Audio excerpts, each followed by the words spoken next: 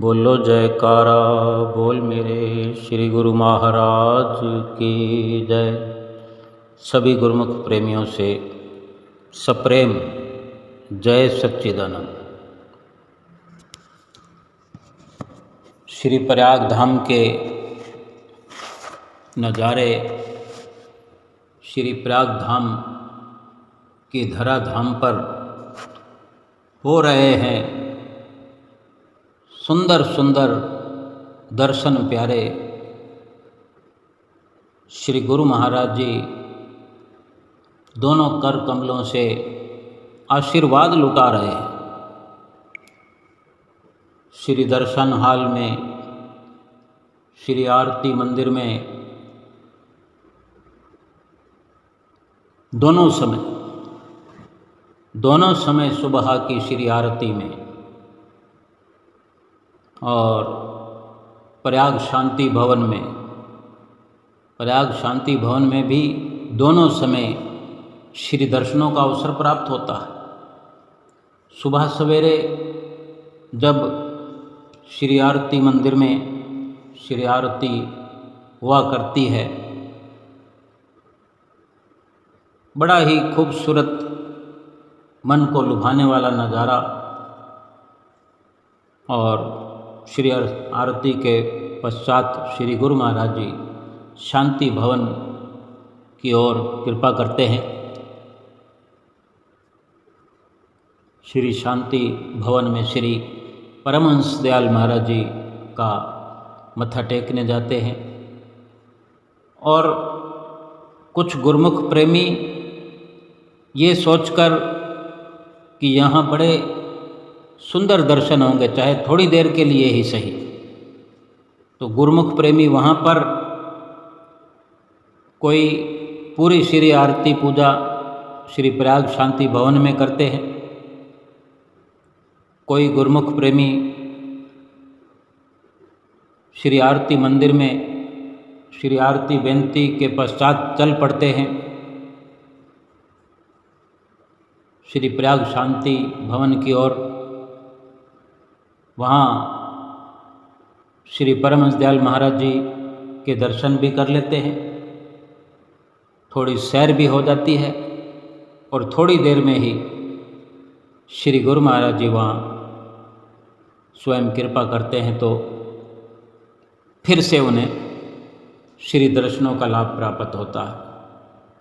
प्रसाद भी वहाँ श्री गुरु महाराज जी जो अपने कर कमलों से भेंटा करते हैं श्री परमहंस दयाल महाराज जी के चरणों में, और आज्ञा भी फरमाते हैं कि ये प्रसाद यहाँ उपस्थित गुरुमुख प्रेमियों को वितरित किया जाए, चाहे एक एक बर्फ़ी का पीस हो।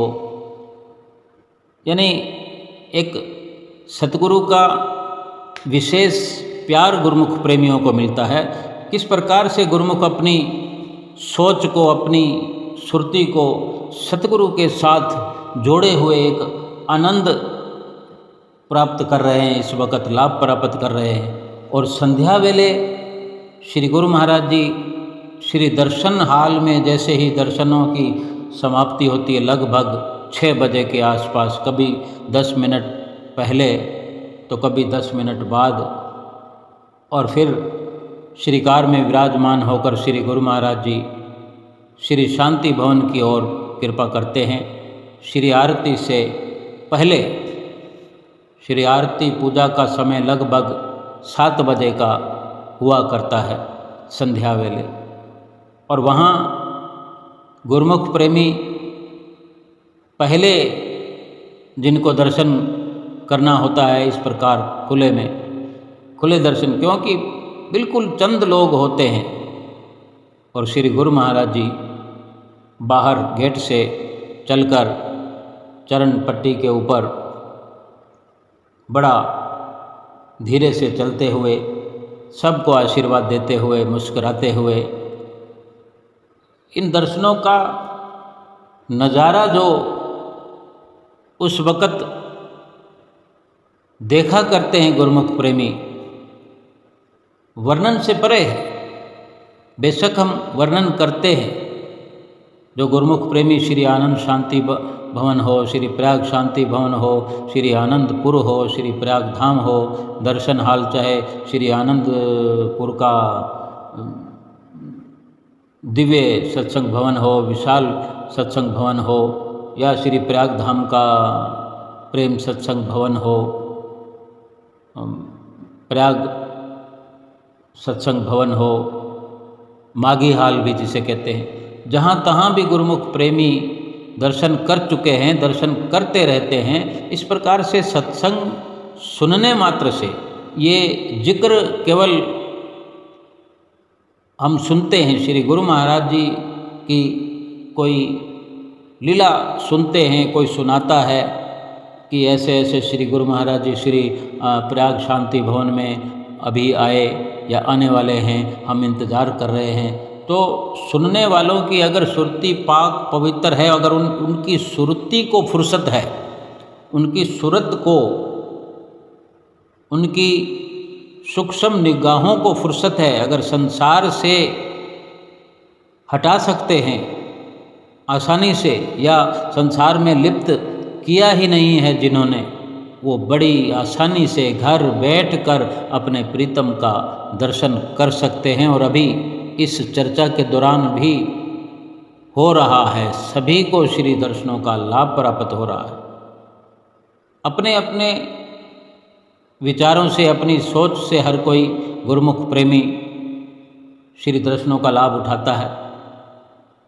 यानी जितनी भी दौड़ धूप गुरुमुख प्रेमी श्री प्रयाग धाम में पहुँच कर के किया करते हैं, कर रहे हैं, अभी एक ही मकसद की, जितना हो सके श्री दर्शनों का लाभ प्राप्त करें, जितना हो सके सत्संग का लाभ प्राप्त करें, जितना हो सके सेवा का लाभ प्राप्त करें। और फिर जितने दिन का संयोग बनता है गुरुमुख प्रेमियों का, उतना ही सही, लेकिन सही मायने में तो यही घड़ियां सफल होने वाली है। और ये लाभ जो है श्री दर्शनों का, अभी श्री प्रयाग धाम में गुरुमुख प्रेमी हर प्रकार से प्राप्त कर रहे हैं। श्री दर्शन हाल में रोज के रोज नित्य प्रति शाम को 5 बजे के लगभग श्री दर्शनों का सभी गुरुमुख प्रेमियों को लाभ मिला करता है।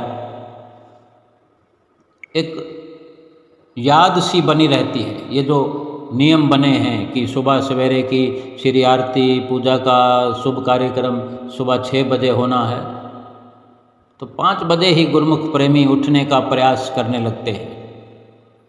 जैसे तैसे करके 6 बजे से पहले ही श्री आरती मंदिर में पहुंचने का पूरा प्रयास गुरुमुख प्रेमी करते हैं। गुरुमुख सभी इसी फिराक में रहते हैं कि कहीं दर्शनों से वंचित ना हो जाए। कोई थोड़ा देर से भी पहुंचते हैं तो बड़ा अफसोस उन्हें होता है, क्योंकि थोड़ी देर से, चाहे 5 मिनट भी देर से पहुंचते हैं, तो सभी खड़े होकर श्री आरती गायन कर रहे होते हैं गुरुमुख प्रेमी, श्री दर्शन भी कर रहे होते हैं गुरुमुख प्रेमी, क्योंकि वो वक्त पर पहुंच गए हैं, आगे आगे पहुंचे हुए हैं, श्री दर्शनों का लाभ प्राप्त हो रहा है। अगर किसी कारणवश हम थोड़ा देर कर देते हैं, लेट हो जाती है, तो फिर पीछे खड़े होने का अवसर मिलता है, तो खड़े खड़े जो दर्शन हो रहे हैं आरती और बेनती में, उस लाभ से वंचित हो जाते हैं। और उस लाभ से वंचित होने पर बहुत से हमारे गुरुमुख भाई बहन हैं जो बड़ा अफसोस करते हैं, और इसी अफसोस के साथ कल से जल्दी आऊँगा, जल्दी आऊँगी, ये एक अपने भीतर विचारधारा को पुख्ता कर लेते हैं। और फिर ये जद्दोजहद दिन भर चलती रहती है दिलो दिमाग में, और रात को सोते वक्त भी कहीं ये ख्याल पुख्ता तौर पर हमारे जहन में घूमता है, चक्कर लगाता है। यानी सुबह जल्दी पहुंच पाएंगे या नहीं, वो दूसरी बात है, लेकिन सतगुरु के दर्शनों के लिए ये उमंग, ये तरंग, ये सोच, ये याद, ये कितना भक्ति की ओर हम गुरुमुखों को अग्रसर करती है। यही ख्याल, ये सुंदर विचार अपने सतगुरु के प्रति हमेशा हमारे भीतर बना रहे, फिर और क्या चाहिए। और इसी प्रकार श्री दर्शन हाल में जैसे कि श्री दर्शनों का लाभ मिलता है, सुंदर सुंदर भजनों का सुनने का अवसर मिलता है, भजन बोलने का अवसर मिलता है, इसी प्रकार श्री दर्शन हाल में आज भी गुरुमुख प्रेमी बैठे हुए श्री गुरु महाराज जी की इंतज़ार करते हुए, और जब भजनों की शुरुआत होती है तो कुछ कभी 2-3 भजन श्री गुरु महाराज जी के आने से पहले बोलने का अवसर प्राप्त होता है, कभी 2 भजन, कभी 1 भजन में ही श्री गुरु महाराज जी आ जाते हैं। और इतना उच्च कोटि का दरबार, श्री प्रयाग धाम दरबार, श्री आनंदपुर दरबार, और यहाँ हजारों की संख्या में गुरुमुख प्रेमी एक ही छत के नीचे बैठ कर के पूरी रोशनाई में, पंखे और कूलरों की हवाई में आनंद विभोर होकर बैठते हैं और सभी भजन सुनने में व्यस्त होते हैं। ऐसे दरबार में भजन बोलने के लिए किसी की कलाकारी की क्वालिफिकेशन को जांचा नहीं जाता, किसी की डिग्री को नहीं देखा जाता कि आप गाने बजाने वाले हैं या केवल गुनगुनाने वाले हैं, लेकिन केवल इतना ही देखा जाता है कि सतगुरु के प्रेम में भजन गाने वाला होना चाहिए, चाहे कलाकार हो, चाहे अनसिखा हो, राग से गा सके या ना गा सके, लेकिन अनुराग से गाए, प्रेम से गाए। यही श्री आनंदपुर और श्री प्रयाग धाम की शान है, बड़ी ऊंची और निराली शान है। कोई मतभेद नहीं, कोई बड़ा छोटा नहीं, कोई जात पात नहीं, इस प्रकार सभी को अवसर भजन बोलने का दिया जाता है। और इस प्रकार गुरुमुख प्रेमी बैठे हुए इंतज़ार में छोटे दर्शन हाल की ओर धीरे धीरे सभी चले आ रहे हैं, और सभी गुरुमुख प्रेमी सर्वप्रथम श्री दर्शन हाल में प्रवेश करते ही जहाँ जगह मिल जाती है वहाँ दंडवत प्रणाम करके फिर उठ खड़े होते हैं और अपनी सुविधाजनक जगह को चूज करके बैठ जाते हैं, और फिर शुरू होती है इंतज़ार की घड़ियाँ। और महात्मा जन अपनी जगह पर, जो कि रेलिंगों के उस तरफ, और भगत जन सामने एक साइड की तरफ, भक्तानिया जन रेलिंगों की परली तरफ सामने, और 22 जनों का स्थान महात्मा जनों के ठीक उधर, सभी मर्यादा में रहते हुए, मर्यादा में बैठ कर के अनुशासन में रहते हुए श्री गुरु महाराज जी का इंतज़ार करते हुए, और थोड़ी सुगबुगाहट, थोड़ी बातचीत एक दूसरे से करने में सभी लगे होते हैं, लेकिन फिर भी अंदर ही अंदर जिस मकसद के लिए दर्शन हाल में प्रवेश हुए हैं, सब के सब सचेत होकर बैठते हैं। थोड़ी देर का समय होता है, थोड़ी देर का लाभ होता है, कोई वंचित नहीं रहना चाहता है। यही तो गुरुमुख प्रेमियों का मिशन है। कोई दर्शन न छूट जाए, कहीं सेवा न छूट जाए, कोई आरती पूजा न छूट जाए। सभी गुरुमुख प्रेमी इंतज़ार में बैठे हुए और फिर अचानक से इशारा हुआ, क्योंकि जब श्री गुरु महाराज जी पर्दों के पीछे आकर के सिंहासन पर विराजमान होने लगते हैं, तभी आगे खड़े हुए कुछ महात्मा जन खड़े होकर के पर्दों को थोड़ा व्यवस्थित करते हुए, थोड़ा हाथ से पकड़े हुए, और जब अंदर से इशारा होता है तो पर्दों को तुरंत खोल दिया जाता है और सभी गुरुमुख प्रेमी दंडवत करते हैं। और आज भी सभी गुरुमुख प्रेमी दंडवत करने लगे और श्री गुरु महाराज जी ने माइक अपने हाथों में लेकर हुक्मनामा दिया और सभी गुरुमुख प्रेमियों को हुक्मनामा देकर उठा दिया। और गुरुमुख प्रेमी खड़े होकर भी कितना झुक करके, हाथ जोड़ करके, एक आशीर्वाद के तलबगार बनकर खड़े हुए कि फिर से एक बार आशीर्वाद मिलेगा और इशारा मिलेगा बैठने का, तभी बैठेंगे। और श्री गुरु महाराज जी भी चहुँ ओर, बल्कि तीनों तरफ श्री गुरु महाराज जी अपने कर कमलों से आशीर्वाद प्रदान करते हुए फिर सामने की ओर से, फिर दूसरी ओर सभी को आशीर्वाद देते हुए, साथ के साथ अपने कर कमलों से इशारा करते हुए कि बैठ जाओ, बैठ जाओ, बैठ जाओ। और वो आनंद, वो सुकून, उसका इस जिभा से वर्णन नहीं है। उसकी कदर कीमत समझने वाले गुरुमुख ही केवल एक बयान जरूर कर सकते हैं, लेकिन कितना लाभ हुआ, कितना आनंदित हुए, कितना आनंद प्राप्त हुआ, उसका ठीक से वर्णन करना असंभव है। फिर सभी गुरुमुख प्रेमी बैठ करके श्री दर्शनों का लाभ प्राप्त करने लगे और महात्मा जन सभी माथा टेकने के लिए साइड की लाइनों में प्रवेश करने लगे और माथा टेकते हुए, माथा टेक कर जाते हुए,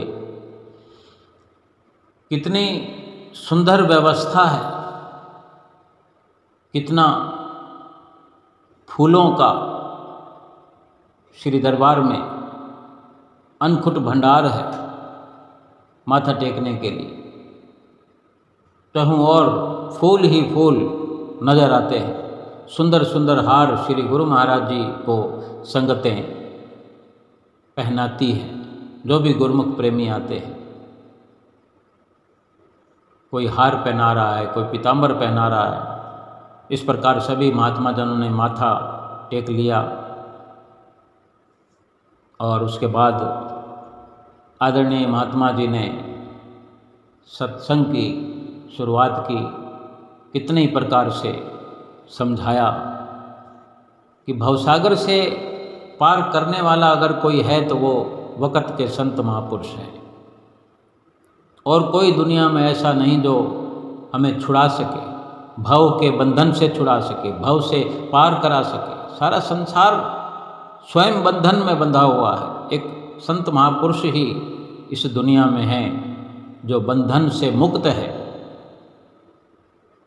और हमें भी बंधन से मुक्त कराने के लिए ही इस संसार में आए हैं।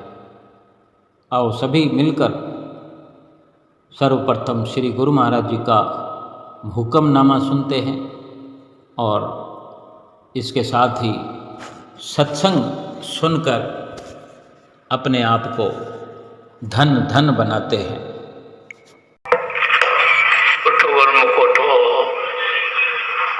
श्री गुरु महाराज जी का हुक्म है गुरुमुखो उठो, श्री गुरु महाराज जी का हुक्म है गुरुमुखो उठो। गुरुमुखो, अपने मन एवं चित्त की समस्त वृत्तियों को सब ओर से समेट कर अपने नेत्रों के सन्मुख विराजमान श्री परमहंस अवतार श्री श्री 108 श्री हजूर सतगुरुदेव दाता दयाल महाराज जी के सुंदर मंगल कल्याणकारी पावन श्री दर्शन दीदार करते हुए मिलकर बोलो जयकारा बोल मेरे श्री गुरु महाराज की जय। सभी संतों महापुरुषों ने भक्ति की महिमा का बहुत ही गायन किया है। वर्णन करते हैं, संसार के अंदर अगर किसी को सच्चे सुख की चाहना है, अगर कोई इंसान सुख से जीवन व्यतीत करना चाहता है, तो भक्ति के सिवा वो कभी भी सुख को प्राप्त नहीं कर सकता। भक्ति ही सारे सुखों की खान है, ये महापुरुषों ने फरमाया है। जिन सुखों को प्राप्त करने के लिए सारा संसार मारा मारा फिरता है, फिर भी वो सच्चे सुख को प्राप्त नहीं कर सकता।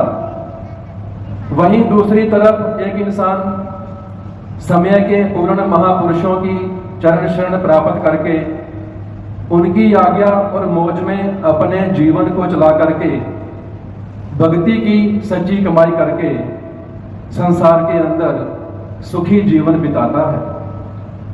वही भक्ति की दौलत प्रदान करने के लिए और श्री प्रयागधाम के प्रेमियों के दिलों की करुण पुकार को सुन करके श्री हजूर दाता दयाल महाराज जी ने कल श्री प्रयागधाम में कृपा फरमाई है। सभी गुरुमुखों को अपने पावन श्री चरण कमलों में बिठा करके भक्ति की सच्ची दौलत प्रदान की है। ये महापुरुषों के हम सेवकों पर अनंत अनंत उपकार हैं।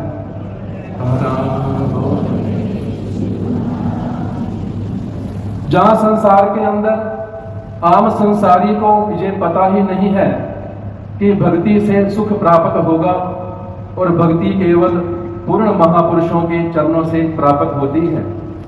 वहीं दूसरी तरफ गुरुमुख जन होते हैं जो महापुरुषों के चरणों में आकर के भक्ति की सच्ची दौलत प्राप्त करके माला माल हो जाते हैं। महापुरुषों के हम सेवकों पर इतने उपकार हैं, हम अपनी छोटी जुबान से कभी भी बखान नहीं कर सकते। संतों ने अपनी वाणी में स्पष्ट वर्णन किया है, महापुरुषों की रहमत का हम कैसे करें बखान, भक्ति अमोलक बख्शी हमें सर्व सुखों की खान।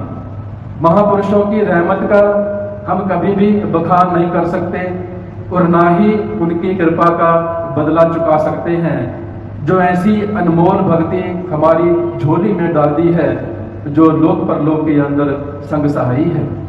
आज सभी गुरुमुख प्रेमी महापुरुषों के चरणों में बैठे हैं, ये पावन श्री दर्शन दीदार कर रहे हैं। यही भक्ति करने का साधन है। जब से कल से गुरुमुखों को महापुरुषों का दर्शन दीदार हुआ है, हर गुरुमुख प्रेमी का दिल कितना गदगद हुआ है वो स्वयं ही अनुभव कर सकता है। ये सच्ची खुशी, ये सच्चा आनंद केवल महापुरुषों के चरणों से ही प्राप्त होता है।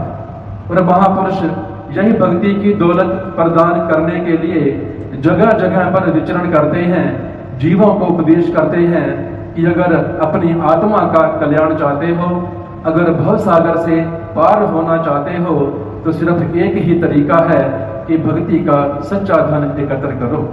भक्ति की दौलत प्रदान करने के लिए महापुरुषों को कितनी मेहनत करनी पड़ती है, हम सभी गुरुमुख प्रेमी अपनी आंखों से देख रहे हैं। जितना विशाल लक्ष्य महापुरुषों का है, ऐसा बड़ा लक्ष्य सारी सृष्टि के अंदर किसी का भी नहीं है। जीवों की आत्मा का कल्याण करना और उन्हें भव सागर से पार करना, ये कोई इतना आसान काम नहीं है।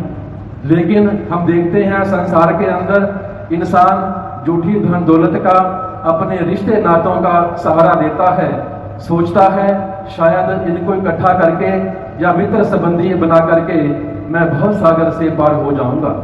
लेकिन जो इंसान स्वयं कीचड़ में फंसा पड़ा हो, वो भला दूसरे को कीचड़ से बाहर कैसे निकाल सकता है।